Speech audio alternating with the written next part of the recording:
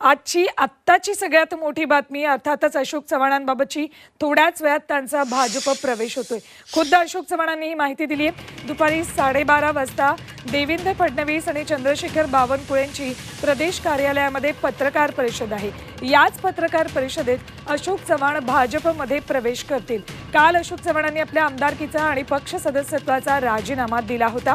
त्यावेळेला पत्रकारांशी बोलताना त्यांनी आपण 48 तासात निर्णय घेऊ आणि सांगू असं म्हटलेलं। मात्र 48 तासांपूर्वीच त्यांनी आपण भाजपमध्ये प्रवेश करत असल्याचं जाहीर केलेलं आहे। मुंबईमध्ये साधारण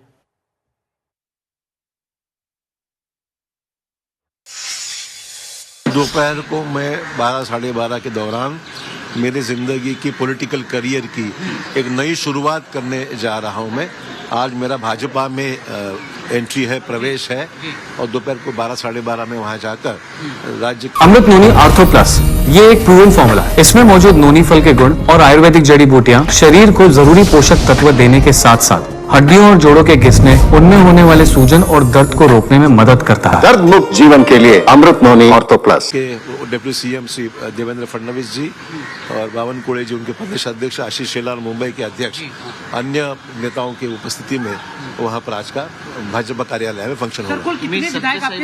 नहीं, मैंने किसी को भी निमंत्रित नहीं किया, मैंने किसी को कोई इन्विटेशन नहीं दिया। एका नव्या पर्वाची सुरुवात करताय। सत्य साईबाबांची तुम्ही सुद्धा भक्ता पूजा केलेली आहे। काय मागितलं देवाकडे? नाही, मी नेहमीच करतो ना, नवीन काही पूजा नाहीये।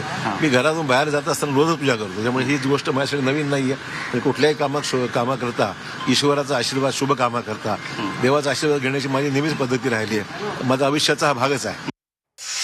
तर थेट जाऊयात भाजप प्रदेश कार्यालय परिसरामध्ये। आमचे प्रतिनिधी गणेश कवडे तिथे उपस्थित आहेत। गणेश, काँग्रेसमधला बडा नेता माजी मुख्यमंत्री अशोक चव्हाण भाजपमध्ये प्रवेश करतात, त्या पार्श्वभूमीवर भाजप कार्यालय परिसरात काय एकंदरीत वातावरण, भाजपचे कुठले कुठले नेते उपस्थित राहणार आहेत? नक्कीच उपमुख्यमंत्री देवेंद्र फडणवीस, चंद्रशेखर बावनकुळे, आशिष शेलार आणि त्याचबरोबर मंत्रिमंडळाचे अनेक मंत्री आहेत ते भाजपच्या प्रदेश कार्यालयामध्ये दाखल होतील। थोड्याच वेळामध्ये बावनकुळे आहेत ते प्रदेश कार्यालयामध्ये दाखल झालेले आहेत आणि त्याचबरोबर अशोक चव्हाण यांचे सगळे समर्थक आहेत ते दाखल झाले आहेत। आपण त्यांच्याकडून जाणून घेण्याचा प्रयत्न करणार आहोत। मात्र काय कसं बघताय, ज्या पद्धतीने आहे ते अशोक चव्हाण आज तुमच्या पक्षामध्ये प्रवेश करतायत?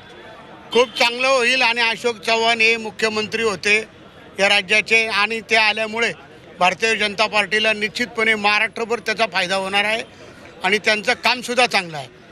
नक्कीच मराठा चेहरा होता आणि त्यामुळे त्यांचा एक फायदा होईल पक्षाला आणि त्यामुळे मोठ्या संख्येने आहे ते अशोक चव्हाणांचे पदाधिकारी आहेत ते देखील या ठिकाणी दाखल झालेले आहेत। त्याचबरोबर काँग्रेसचे जे होते नांदेडचे जिल्हाध्यक्ष होते राजूरकर, माजी विधान परिषद सदस्य देखील राहिले होते, ते देखील आहेत ते प्रदेश कार्यालयामध्ये दाखल झालेले आहेत आणि 12:30च्या सुमारास हा सगळा पक्षप्रवेशाचा कार्यक्रम आहे तो सुरू होताना पाहायला मिळणार आहे।